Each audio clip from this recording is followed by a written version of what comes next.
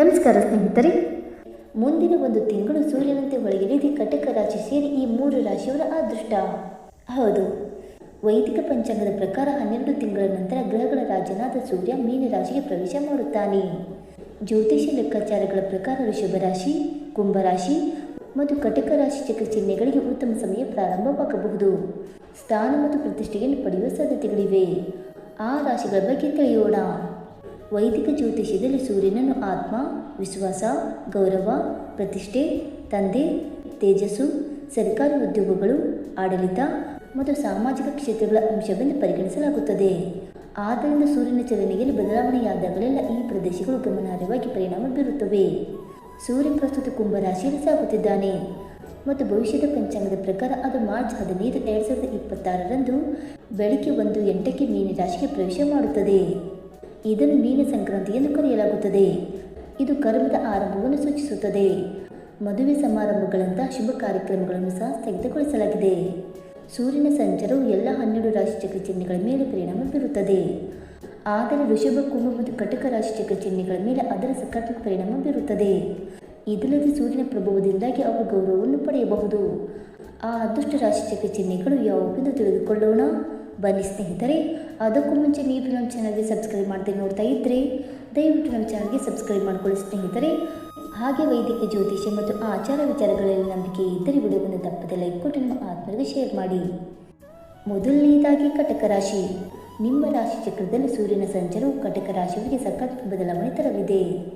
ನಿಮ್ಮ ರಾಶಿ ಚಕ್ರದಲ್ಲಿ ಸೂರ್ಯನು ಸಂಪತ್ತಿನ ಮನೆಯನ್ನು ಆಳುತ್ತಿದ್ದಾನೆ. ಅವನು ನಿಮ್ಮ ಅದೃಷ್ಟ ಮನೆಯನ್ನು ಸಾಗಿಸುತ್ತಾನೆ. ಆದ್ದರಿಂದ ಈ ಸಮಯದಲ್ಲಿ ನಿಮಗೆ ಅದೃಷ್ಟ ಅನುಕೂಲಕರವಾಗಿರುತ್ತದೆ. ನೀವು ದೇಶ ಮತ್ತು ವಿದೇಶಗಳಲ್ಲಿಯೂ ಪ್ರಯಾಣಿಸಬಹುದು.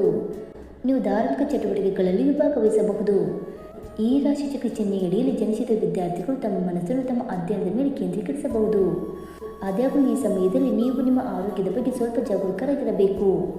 ನೀವು ಹೊರಗಿನ ಆಹಾರವನ್ನು ಸೇವಿಸುವುದನ್ನು ತಪ್ಪಿಸಬೇಕು. ಕಟಕ ರಾಶಿಯವರಿಗೆ ಪರಿಹಾರ: ಓಂ ಹ್ರೀಂ ಹೌಂ ಸಂ ಸೂರ್ಯಾಯ ನಮಃ ಎಂದು ಜಪಿಸುವುದರಿಂದ ನಕಾರಾತ್ಮಕ ಪರಿಣಾಮಗಳು ಕಡಿಮೆಯಾಗಬಹುದು. ಎರಡನೆಯದಾಗಿ ವೃಷಭ ರಾಶಿ. ಸೂರ್ಯನ ಸಂಚಾರವು ವೃಷಭ ರಾಶಿಗೆ ಅನುಕೂಲಕರವಾಗಬಹುದು. ಸೂರ್ಯನು ನಿಮ್ಮ ರಾಶಿಯಿಂದ ಆದಾಯ ಮತ್ತು ಲಾಭದ ಮನೆಗೆ ಸಾಗುತ್ತಾನೆ. ಆದ್ದರಿಂದ ಈ ಸಮಯದಲ್ಲಿ ನಿಮ್ಮ ದೈನಂದಿನ ಆದಾಯದಲ್ಲಿ ಸ್ವಲ್ಪ ಹೆಚ್ಚಳದ ಸೂಚನೆಗಳಿವೆ. ಹೊಸ ಆದಾಯದ ಮೂಲಗಳ ಲಕ್ಷಣಗಳು ಇವೆ. ಆದಾಗ್ಯೂ ಈ ಸಮಯದಲ್ಲಿ ನೀವು ಬುದ್ಧಿವಂತಿಕೆಯಿಂದ ಹೂಡಿಕೆ ಮಾಡಬೇಕು. ಹೂಡಿಕೆ ಮಾಡುವ ಮೊದಲು ತಜ್ಞರನ್ನು ಸಂಪರ್ಕಿಸಿ. ಈ ಸಮಯದಲ್ಲಿ ನೀವು ಯಾರಿಗೂ ಹಣವನ್ನು ಸಾಲವಾಗಿ ನೀಡುವುದನ್ನು ತಪ್ಪಿಸಬೇಕು. ಈ ಸಮಯದಲ್ಲಿ ನೀವು ನಿಮ್ಮ ಮಕ್ಕಳ ಆರೋಗ್ಯದ ಬಗ್ಗೆಯೂ ಕಾಳಜಿ ವಹಿಸಬೇಕು. ನಕಾರಾತ್ಮಕ ಪರಿಣಾಮಗಳನ್ನು ಕಡಿಮೆ ಮಾಡಲು ನೀವು ಈ ಜ್ಯೋತಿಷ ಕ್ರಮಗಳನ್ನು ತೆಗೆದುಕೊಳ್ಳಬೇಕು. ವೃಷಭ ರಾಶಿಯವರಿಗೆ ಪರಿಹಾರ: ವೃಷಭ ರಾಶಿಯವರು ಪ್ರತಿದಿನ ತಾಮ್ರದ ಪಾತ್ರೆಯಲ್ಲಿ ಕೆಂಪು ಹೂಗಳನ್ನು ಹಾಕಿ ಅರ್ಘ್ಯ ಅರ್ಪಿಸಬೇಕು. ಇನ್ನು ಮೂರನೆಯದಾಗಿ ಕುಂಭರಾಶಿ. ಸೂರ್ಯದೇವರ ಸಂಚಾರವು ಕುಂಭರಾಶಿಗೆ ಶುಭ ಫಲಗಳನ್ನು ತರಬಹುದು. ಸೂರ್ಯದೇವರು ನಿಮ್ಮ ರಾಶಿಯಿಂದ ಸಂಪತ್ತು ಮತ್ತು ಮಾತಿನ ಮನೆಗೆ ಸಾಗುತ್ತಿದ್ದಾನೆ. ಆದ್ದರಿಂದ ಈ ಸಮಯದಲ್ಲಿ ನಿಮ್ಮ ಆರ್ಥಿಕ ಪರಿಸ್ಥಿತಿ ಬಲಗೊಳ್ಳುವ ಸಾಧ್ಯತೆ ಇದೆ. ಸ್ವಲ್ಪ ಹಣವು ಚೇತರಿಸಿಕೊಳ್ಳುವ ಸೂಚನೆಗಳಿವೆ. ನಿಮ್ಮ ಮಾತಿನಲ್ಲಿ ಪ್ರಭಾವವು ಹೆಚ್ಚಾಗುತ್ತದೆ. ಇದು ಜನರನ್ನು ಮೆಚ್ಚಿಸಬಹುದು.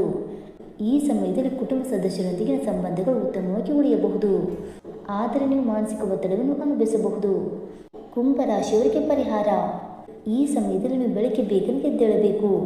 ಅಲ್ಲದೆ ನಿಮ್ಮ ತಂದೆಯನ್ನು ಗೌರವಿಸಿ ಮತ್ತು ಸೂರ್ಯನ ಬೆಳಕಿನಲ್ಲಿ ಸಮಯ ಕಳೆಯಿರಿ. ಸ್ನೇಹಿತರೆ, ಈ ಮಾಹಿತಿ ನಿಮಗೆ ಇಷ್ಟವಾಯಿತಾ? ಇಷ್ಟವಾಗಿದ್ದರೆ ವಿಡಿಯೋಗೊಂದು ಲೈಕ್ ಮಾಡಿ, ಶೇರ್ ಮಾಡಿ. ಹಾಗೆ ನಿಮ್ಮ ಅನಿಸಿಕೆ ಮತ್ತು ಅಭಿಪ್ರಾಯವನ್ನು ತಪ್ಪದೆ ಕಮೆಂಟ್ ಮೂಲಕ ತಿಳಿಸಿ ಸ್ನೇಹಿತರೆ. ವಿಡಿಯೋ ನೋಡಿದ್ದಕ್ಕಾಗಿ ಧನ್ಯವಾದಗಳು. Thank you so much.